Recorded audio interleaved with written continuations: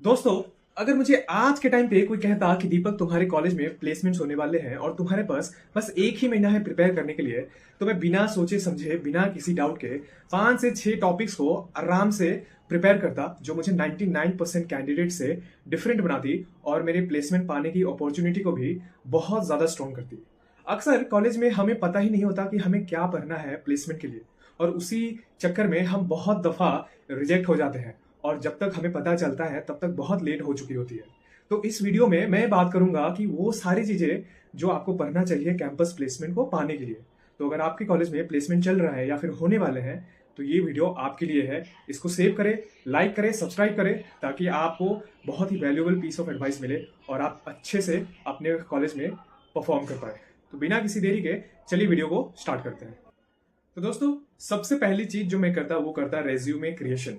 मैं एक बहुत ही सुंदर, बहुत ही अच्छा और अट्रैक्टिव, आई कैचिंग रेज्यूमे बनाता, जिसमें मेरी अपनी एजुकेशन, मेरे स्किल्स, मेरा अचीवमेंट, मेरे प्रोजेक्ट सारे अच्छे से मेंशन किए होते हैं। क्योंकि रेज्यूमे देख के ही आपके बारे में इंटरव्यूअर बहुत हद तक आइडिया लगा लेता है कि ये बच्चा कितना सीरियस है, नहीं है। तो पहली चीज, मैं एक बहुत ही अच्छा सा रेज्यूमे बनाता जिसको देख के कोई उसको रिजेक्ट नहीं करता। दूसरी चीज जो इंपॉर्टेंट है वो है कोई भी एक प्रोग्रामिंग लैंग्वेज। आज के जमाने में जो मोस्टली प्रोग्रामिंग लैंग्वेजेस यूज होते हैं वो है जावा या फिर पाइथन। मेरे कॉलेज में, जैसे गीता कॉलेज में, मोस्टली जो कंपनीज आती थी वो जावा ओरिएंटेड कंपनीज थी, जिनको जावा टेक पे काम करना था। तो वो जावा देखती थी कि किस बच्चों को आता है या नहीं आता है। लेकिन पाइथन भी काफी हद तक इंपॉर्टेंट रोल प्ले करती है आपके टेक स्टैक में। तो अगर मैं प्रिपेयर कर रहा होता तो मैं जावा को बहुत अच्छे से प्रिपेयर करता। ऊप्स और उसके उप्स जो कॉन्सेप्ट्स हो गए, उसके लूप्स हो गए, फिर फंक्शंस हो गए, एरर हैंडलिंग हो गए, एक्सेप्शन हैंडलिंग, और भी उसमें जो फ्रेमवर्क्स होते हैं, सारी चीजों को मैं अच्छे से प्रिपेयर करता। और ना केवल उसको सिंटेक्स पढ़ता बल्कि डिटेल में देखता कि प्रॉब्लम्स को कैसे अप्रोच किया जाता है। तो मैं उसके अलावा भी स्प्रिंग बूट, अगर मेरे कैपेसिटी में होता या फिर मेरे पास टाइम होता, तो मैं अच्छे खासे से स्प्रिंग बूट को पढ़ता। या फिर अगर आपको पाइथन में आपको काम करना है तो आप पाइथन भी बहुत अच्छे से पढ़ सकते हैं। वही आपको oops concept, multi threading, exception handling वगैरह वगैरह चीजें, जो कॉन्सेप्ट पाइथन में होते हैं, उसी को आपको अच्छे से करना होता है। तो मैं एक अच्छे से एक लैंग्वेज को बहुत हद तक मास्टर कर लेता। दूसरा जो था वो है DSA, data structures and algorithms. Data structures and algorithms भी बहुत इंपॉर्टेंट पार्ट होता है कैंपस प्लेसमेंट में। हालांकि बहुत सारी कंपनीज डीप में नहीं जाती है, जैसे ट्रीज, ग्राफ, लिंक लिस्ट वगैरह वगैरह, ये सारी चीजों में नहीं जाती है। लेकिन अगर मुझे अच्छे से पता होता कि मुझे कैंपस प्लेसमेंट में बैठना है, तो मैं बस एरे और स्ट्रिंग को बहुत हद तक कर लेता। उसके फंक्शंस कैसे होते हैं, कैसे मैनिपुलेट कर सकते हैं स्ट्रिंग को, एरे को, लार्जेस्ट नंबर कैसे निकालना है, सेकंड लार्जेस्ट कैसे निकालना है, प्रोडक्ट कैसे करना है, सम कैसे करना है, सॉर्ट कैसे करना है, वो सारी चीजें करता। और स्ट्रिंग के हिसाब से मैं पैलिंड्रोम कैसे निकालते वो चेक करता, आर्मस्ट्रॉन्ग नंबर्स कैसे होते वो होता, और किसी भी सेंटेंस में सबसे बड़ा वर्ड कैसे निकालना है, वो सारी चीजें मैं करता। जो बहुत हद तक आपको ज्यादा समय नहीं लगेगी, अगर आप अच्छे से प्रिपेयर करेंगे तो आप अच्छे से उसको कर सकते हैं। डीएसए में ज्यादा घुसना नहीं है आपको, ऊपरी तौर पे एरेज एंड स्ट्रिंग्स अगर आप कर लेंगे तो आपको कैंपस प्लेसमेंट बहुत आसानी हो जाएगी। तीसरी चीज जो है वो है आपका एसक्यूएल। कोडिंग और डीएसए के चक्कर में बहुत ज्यादा लोग स्किल को भूल जाते हैं, इग्नोर करने लगते हैं। लेकिन मेरे ख्याल से एसक्यूएल डेटाबेस भी बहुत ज्यादा इंपॉर्टेंट पार्ट होता है कैंपस प्लेसमेंट में, क्योंकि डेटाबेस के आधार पे आपका नॉलेज चेक किया जाता है।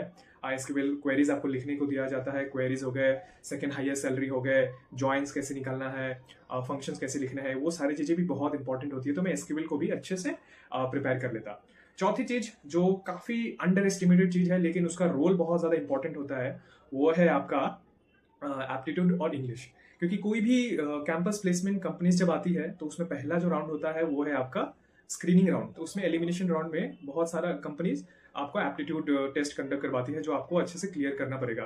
तो एप्टीट्यूड में नंबर्स को कैसे उसको मैनिपुलेट करना है, का वर्ड्स, लेटर्स वगैरह वगैरह, जो भी नंबर्स सीरीज पे होते हैं, और जो क्वांटिटिव एप्टीट्यूड होता है, वर्बल एबिलिटीज होते हैं, उसको मैं अच्छे से प्रिपेयर करता, बिकॉज वो इंपॉर्टेंट रोल प्ले करता है हमारे नेक्स्ट स्टेज जाने में। बहुत सारी कंपनीज तो जीडी कंडक्ट करवाती है, ग्रुप डिस्कशन, जिसमें आपको अच्छे से परफॉर्म करना पड़ता है। तो उसके लिए इंग्लिश भी अच्छी होनी चाहिए, और थ्रू आउट द प्लेसमेंट या इंटरव्यू प्रोसेस आपका इंग्लिश अच्छा होना चाहिए, ताकि आप लैंग्वेज को, आप अपने आइडियाज को अच्छे से कन्वे कर सके। तो आई थिंक एप्टीट्यूड और इंग्लिश, ये दोनों चीज को मैं अच्छे से प्रिपेयर करता। बहुत ज्यादा समय नहीं लगता है, आप डेली अगर आधा घंटा भी करेंगे तो बहुत ज्यादा आपको वो एडवांटेज देगा। और जो फिर एक चीज आती है प्रोजेक्ट्स। बहुत ज्यादा लोग प्रोजेक्ट्स को सीरियसली नहीं लेते हैं, लेकिन मेरे ख्याल से इस चीज़ को लेना चाहिए बिकॉज वही आपके प्रैक्टिकल नॉलेज को डिस्प्ले करती है, पोर्ट्रे करती है। तो ड्यूरिंग द कैंपस प्लेसमेंट क्या होता है कि बहुत सारे बच्चे मेरे कॉलेज में भी थे जो उन्होंने प्रोजेक्ट्स बनाए नहीं थे, लेकिन रेज्यूमे पे मेंशन कर दिया था कि हमने ये चीज़ बनाया है। लेकिन हाँ, एक चीज़ है कि अगर आपने रेज्यूमे पे मेंशन किया है तो आपको थ्रू आउट द नॉलेज होना चाहिए, थॉरो नॉलेज होना चाहिए कि ये टेक्स्ट ने क्यों यूज़ किया है, इसको हटा देंगे तो उसका इम्प्लीकेशन क्या होगा, इसको ऐसे करेंगे तो कैसे होगा, उसको कैसे करेंगे तो वो कैसे होगा। आपको थॉरो नॉलेज होना चाहिए जो भी आपने प्रोजेक्ट्स को अपने रेज्यूमे में मेंशन किया है। बेस्ट है कि अगर आप बना ले एक प्रोजेक्ट अपने रेज्यूमे में मेंशन करने के लिए, लेकिन अगर आपने अगर कोई प्रोजेक्ट बनाया नहीं है तो अगर आपने कहीं से कॉपी पेस्ट करके रेज्यूमे में डाल दिया है तो आपको उसका थॉरो नॉलेज होना ही चाहिए।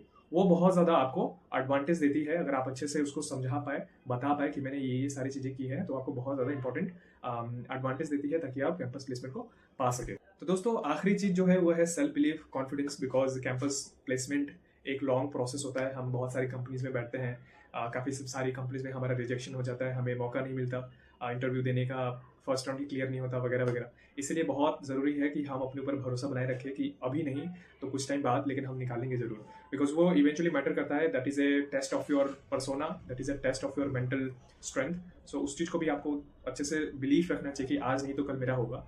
और अगर ये सारी चीज़ें आप फॉलो करेंगे तो आपको डेफिनेटली एक जॉब अपॉर्चुनिटी मिलेगी जिससे आप अपना कैरियर स्टार्ट करते हैं।